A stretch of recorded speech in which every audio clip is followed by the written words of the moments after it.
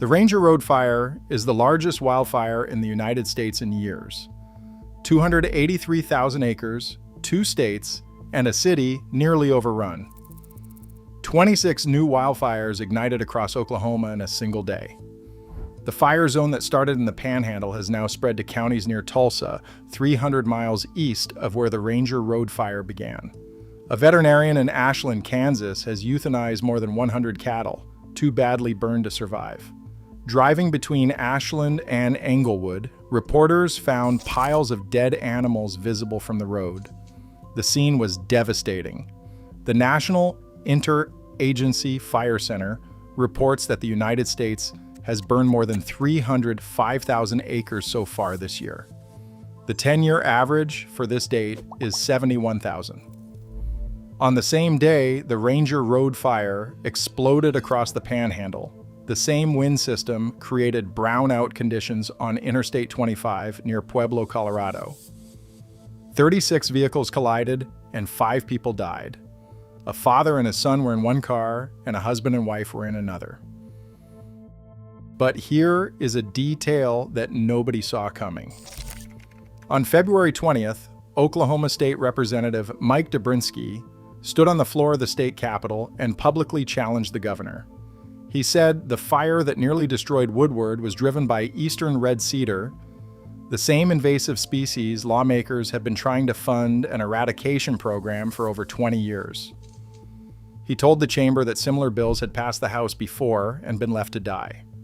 Then he said something that silenced the room. He told his colleagues that the governor himself had lost a personal residence to a cedar-driven wildfire last spring. The man who controls whether this program gets funded has already lost a home to the problem it is designed to solve. House Bill 2988 sits in committee. The Oklahoma Conservation Commission says it needs $10 million. The fire weather forecast for Monday calls for 70-degree temperatures, southerly winds, and conditions that the Oklahoma Forestry Services says will ramp fire danger right back to where it was 6 days ago. Here is what has happened since our last report. The Ranger Road Fire has climbed to 30% containment. That is progress. The smaller fires around it are being brought under control. The 43 fire near Woodward is 90% contained. The Stevens fire in Texas County has reached 75%. Firefighters used a brief weekend cool down with overnight freezes and lighter winds to push back on every active perimeter. But the fire did not stop spreading in the way anyone expected. It spread east. On Thursday, February 20th, the Oklahoma Forestry Services assisted with 31 fires across the state. 26 of them were brand new ignitions. Flames broke out in Latimer County in the southeast. In Osage and Washington counties near Bartlesville, a blaze called the Rattlesnake Fire burned 1,400 acres and forced evacuations. 19 separate crews fought a 1,200-acre fire near Ochalata. An air tanker was called in from Texas. A wildfire threat that began in the Panhandle had metastasized into a statewide emergency. And this is where the story splits in two directions no one was watching. The first leads to Pueblo, Colorado. On February 17th, the same low-pressure system that drove gusts of 60 miles per hour across the Panhandle dragged dust across Interstate 25, 40 miles south of Colorado Springs. Visibility dropped to zero. Troopers called it a brownout. 36 vehicles slammed into one another near mile marker 92.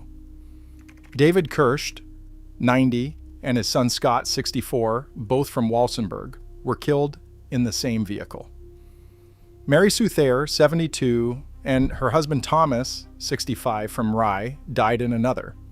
Karen Ann Marsh, 66, of Pueblo, was the fifth. 29 others were hospitalized.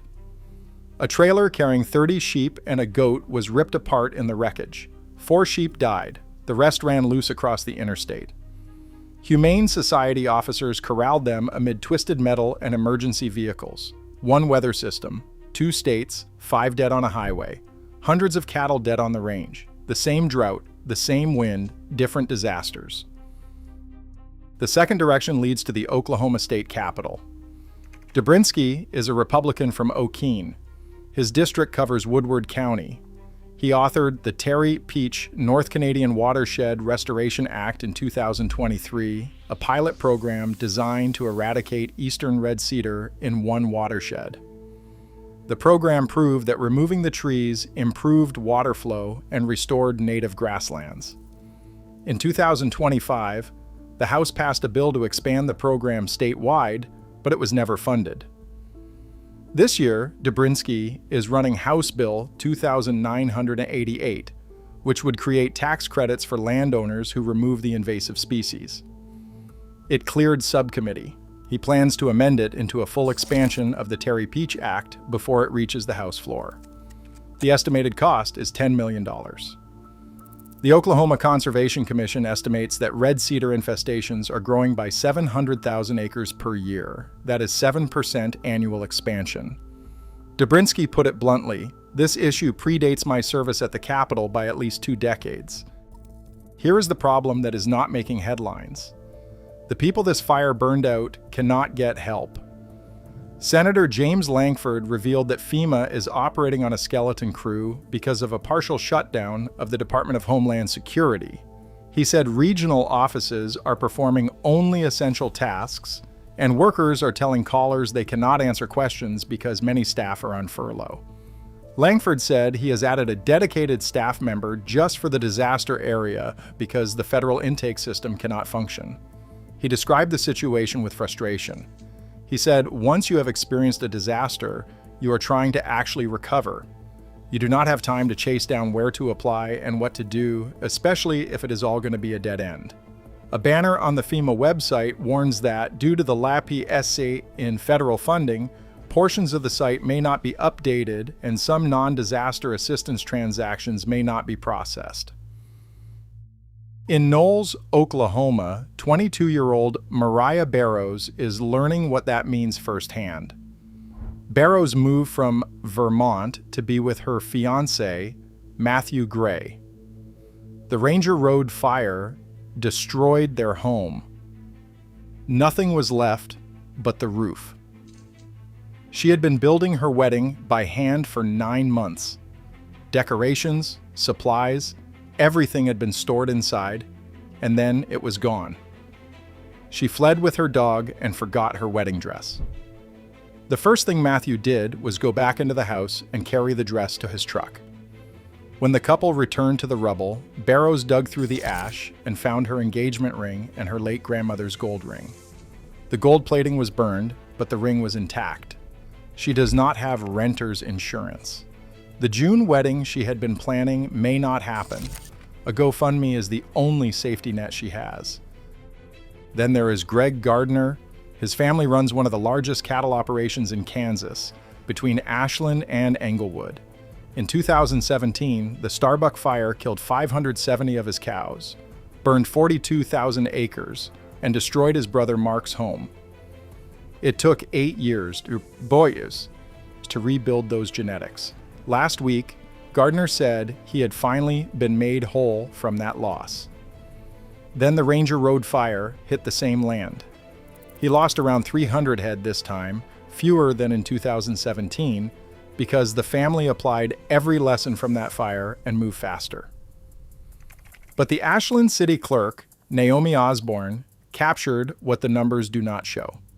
She said, "A lot of people are feeling a lot more emotion with this fire."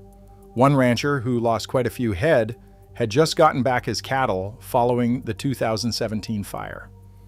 This devastation just adds a layer onto the mental damage from 2017.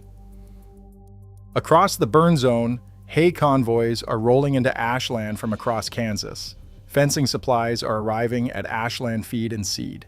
The Kansas Livestock Association is coordinating donations. The Oklahoma Cattlemen's Foundation has established a fire relief fund. But Senator Casey Murdoch, whose district covers all 3 affected Oklahoma counties, laid out the math that keeps ranchers awake. Every surviving animal now stands on burned ground with no grass. Feed must be purchased until spring. The expense falls on producers who have already lost animals, lost fences, and lost years of genetic work. Murdoch said ranchers spend a lifetime building those genetics. It is not the monetary loss. It is the genetic loss, the lifetime of work that is gone. Now look at the calendar. The Oklahoma Forestry Services issued its situation report on Friday and warned in plain language that fire danger ramps up Monday into Tuesday. Highs are forecast to reach the 70s by Tuesday and Wednesday, and southerly winds will return. 74% of Oklahoma remains locked in moderate to extreme drought. Fine dead fuel moisture is running at 5%. The same conditions, the same fuel, the same geography, and the fire season has not even officially started. NASA classified the Ranger Road Fire as a fast fire, a rare and particularly dangerous type characterized by rapid spread through grasslands driven by extreme wind. The agency published satellite imagery showing fire and dust plumes streaming northeast across the plains on February 17th, the day everything ignited. The United States has burned 4 times its 10-year average acreage. February still has 6 days left. Will House Bill 988 survive the Senate, or will it die the way every red cedar bill before it has died, while the infestation grows by 700,000 acres a year? Will the ranchers between Ashland and Englewood who rebuilt once find the capacity to rebuild again? And what happens Monday when the wind picks back up and 74% of Oklahoma is still a tinderbox? Somewhere in Beaver County, the ground is still warm. Somewhere in Knowles, a woman is holding a burned gold ring that belonged to her grandmother. And the forecast has not changed.